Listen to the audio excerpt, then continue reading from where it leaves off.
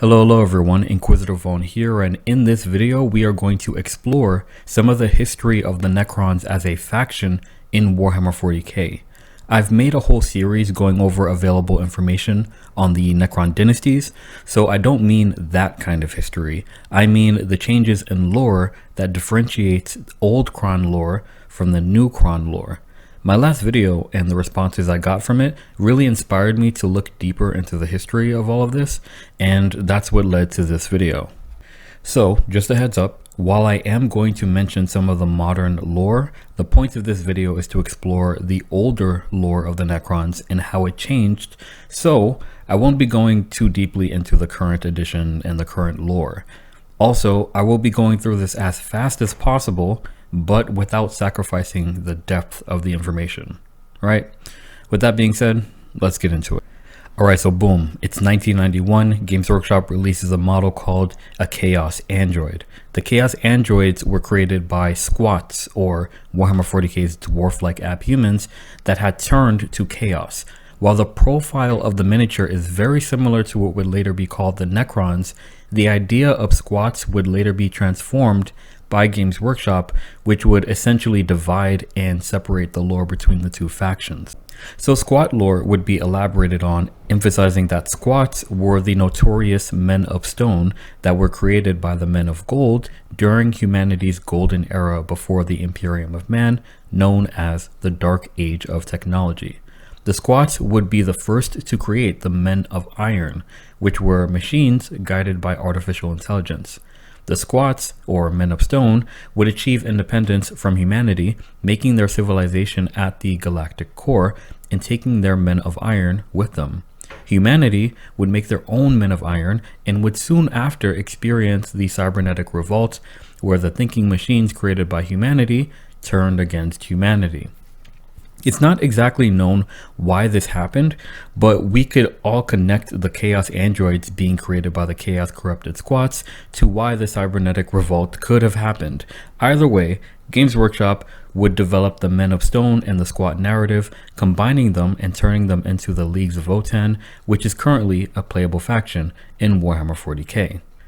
So the Chaos Android is far less of a Necron and more of a Man of Iron or a Chaos Corrupted Artificial Intelligence, though it would seem that the theme of a robot guided by malicious powers would stick with the developers of the lore, because later on the Necrons would be created.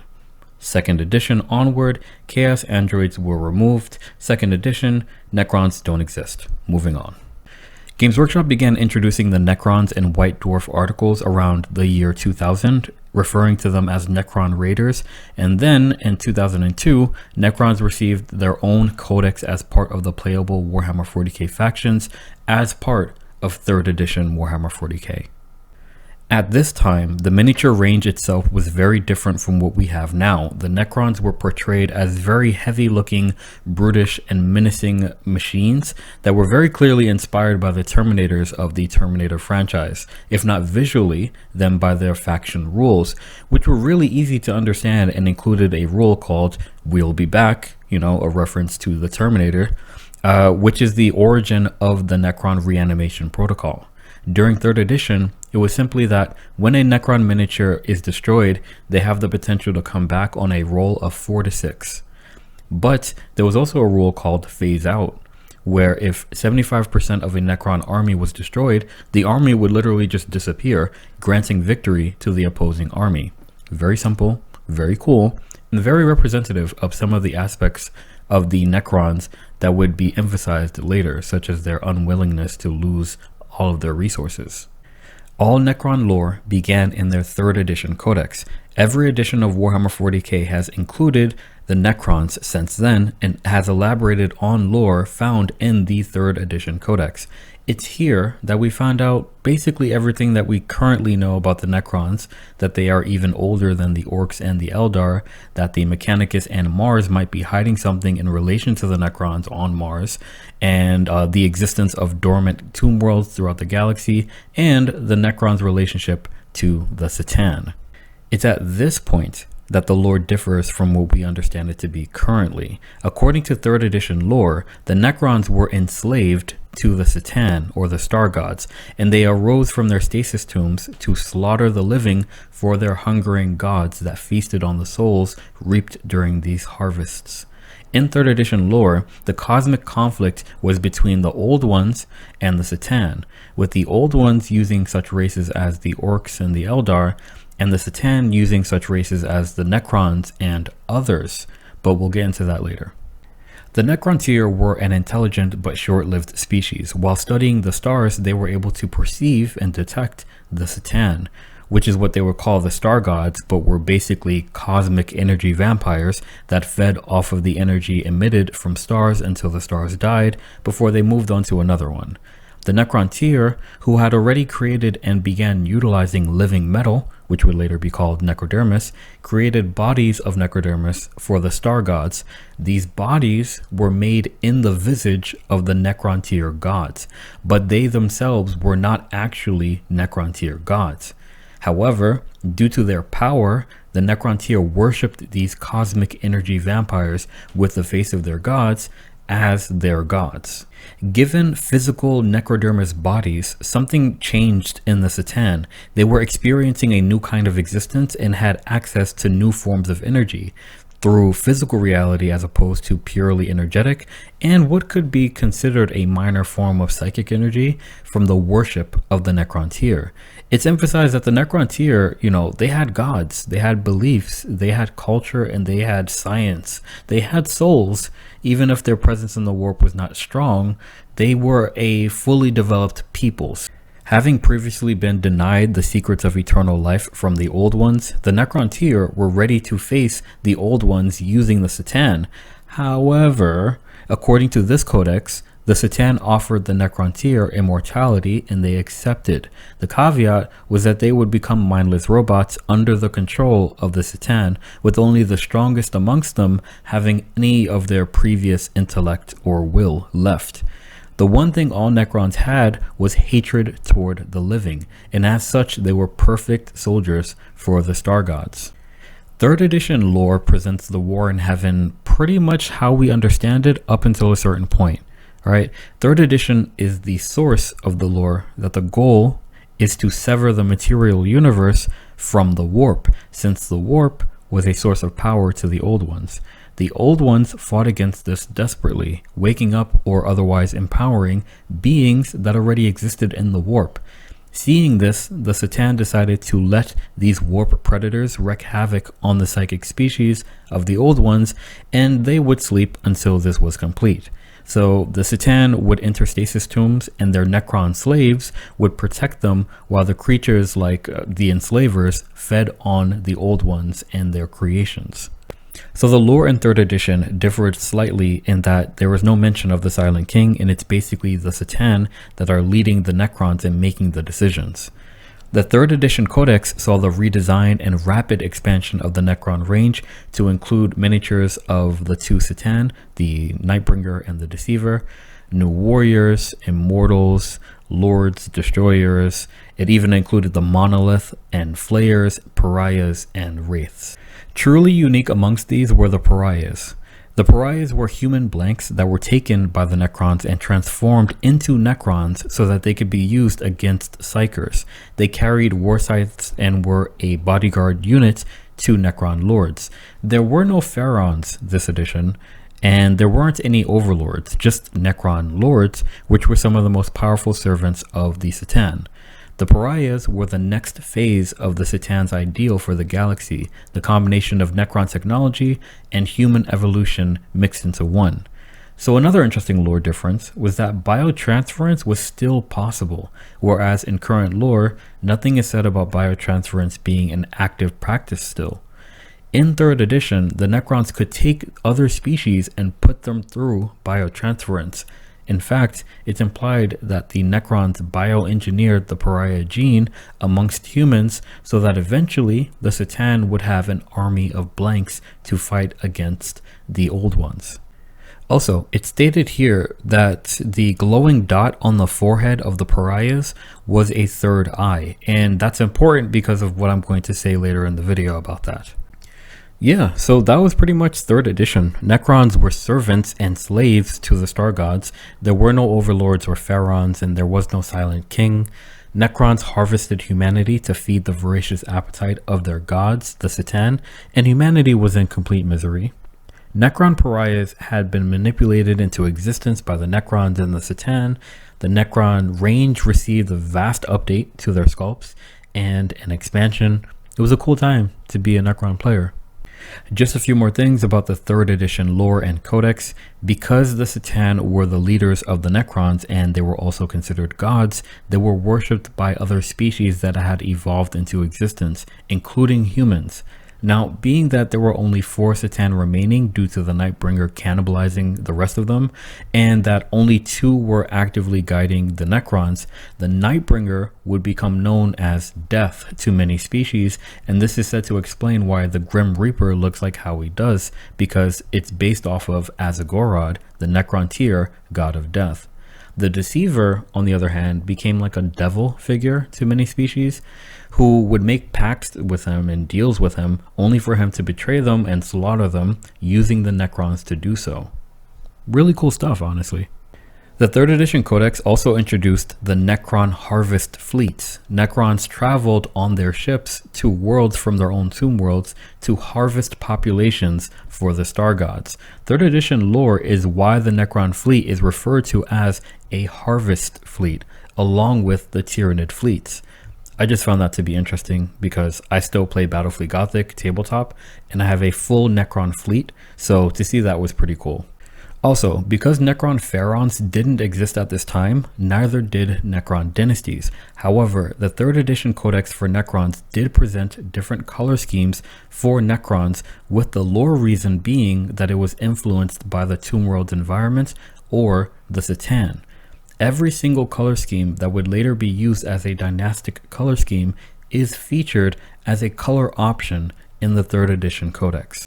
This is extremely gratifying to me because not only do I see the copper Ogdebec color scheme, but to know that the color schemes could be influenced by the Tomb World's environment gratifies my current lore for the Tomb World I'm creating for my Ogdebec army. My Tomb World, Cyprium, is called such because of the word's connection to the element of copper. And I called it that because it's basically a death world of copper poisoning, which, in my lore, was a common method that the Ogdebec dynasty used to protect their tomb worlds from the living. Of course, this lore is based on later editions of what was possible for the Necrons, but seeing that the environment could influence the color scheme in the 3rd edition codex just adds that sweet, sweet historical depth to my collection.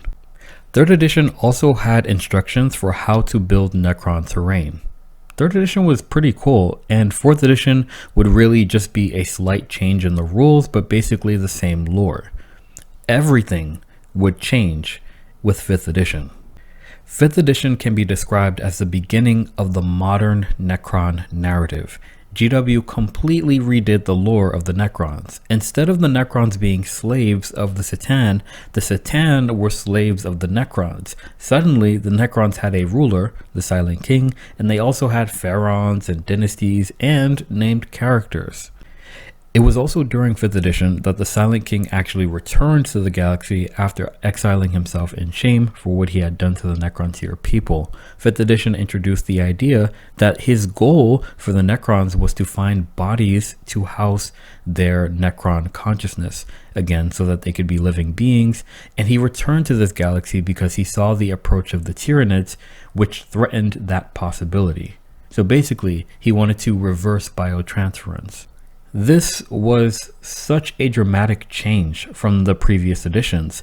Not gonna lie, when I compare the two, changing the lore from being slaves of the star gods to being led by a king that regretted his decisions and wanted to bring them back to being living beings again, kinda made the faction soft. I appreciate the existence of the dynasties and pharaohs, and I can appreciate the Satan now being enslaved by the Necrons, but I don't know, it's such a weird, sharp change. As with 3rd edition, the Necron range was expanded in 5th edition to include almost everything we have now, the Canoptic range, the Flyers, the Ghost Arcs, and so on. The pariahs of 3rd edition were discontinued in 5th edition. I guess it makes sense with the storyline changing from the Satan leading the Necrons to the Silent King leading the Necrons. Also, 5th edition is where biotransference was limited as well, and it was used as an explanation for why so little resources went into the build of Necron warriors, like the material, the resource of Necrodermis was low. But I think in place of the pariahs, 2 units were created instead. The Lich Guard, which served as bodyguards to the dynastic nobility, and the Triarch Praetorians, which served as the enforcers of the Triarch rule. I think the Lich Guard replaced the pariahs in that bodyguard role that the pariahs had, and the Triarch Praetorians would carry out that third eye aesthetic of the pariah and that Necron interaction with other species that the pariah represented. Getting rid of 1 unit to make 2 units, I'm not really mad about it. They're really nice sculpts anyway, so. 5th edition also brought with it characters, which made the Necron range relatable, but also at the same time it kind of took away some of the cosmic horror theme of the faction. Though I will say that I'll never be mad about the existence of Oberyn and Xandrek in the lore. People hype up Xerath and Transin and Orican, and they're cool, but to me they're just too much comic relief for me. When you look into the lore of Xandrek and what inspired the story, basically the author of the lore behind Xandrek and the stories behind Xandrek was witnessing his family member go through dementia and Alzheimer's. It's really heartfelt, and it's also something that kind of perfectly straddles this new lore that 5th edition presented with a very practical result of being asleep for millions of years. As someone who has family members currently experiencing dementia and Alzheimer's and seeing it happen, it's sad and it's scary. And in that way, I feel it's appropriate for the Necrons in this new lore. 5th edition emphasized the role of the cryptex and gave the most in-depth description for them that I've seen in any codex so far. So 5th edition was the beginning of the modern Necron lore, basically, and was where the modern range fully actualized itself. The Necrons had enslaved the Satan, the Silent King returned, Necrons had dynasties and pharaons, pariahs were gone, and characters made their appearance. 6th edition was more of a rules update, not so much of a lore update. However, the Necrons did receive some gorgeous new miniatures from Forge World, like the Seraptic Heavy Construct, the Tesseract Arc, and the Night Shroud, as well as had a new dynasty introduced, the Menarch dynasty, led by their pharaon, or Ferak, Zun-Bakir, the Mother of Oblivion. I'm convinced that the Silent King's dynastic colors were taken from the Menarch, especially considering they are no longer mentioned much in the lore, despite them being one of the coolest and most aggressive and most militant dynasties besides the Saltec dynasty. 7th edition would be the next Necron Codex, pretty much the same lore as 5th, with a new Necron Overlord being introduced to the model range, and then after 7th came 8th, which is when I began the hobby, and from there we have the modern lore of the Necrons. The Silent King would receive a model.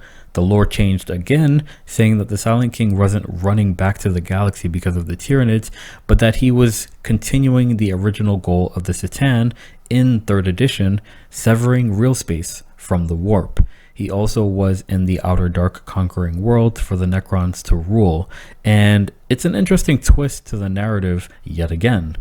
The range would continue expanding until we received a variety of destroyers, a remaking of the Monolith, multiple Cryptek models based on the classes of Crypteks featured in the 5th edition codex, and even some cool terrain.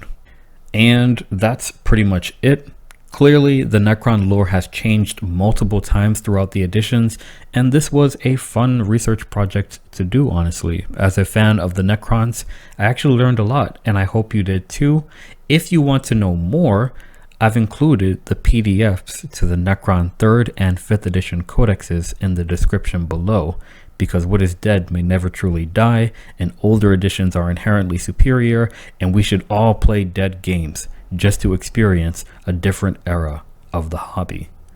If you would like to, leave a comment below. Tell me what you think. Tell me what you thought about the video. Did you learn something new? Please like the video if you liked the video and share it with hobby friends as it helps the channel grow. Without anything else to say, Inquisitor Vaughn out. Remember, the Emperor protects and the future is successor.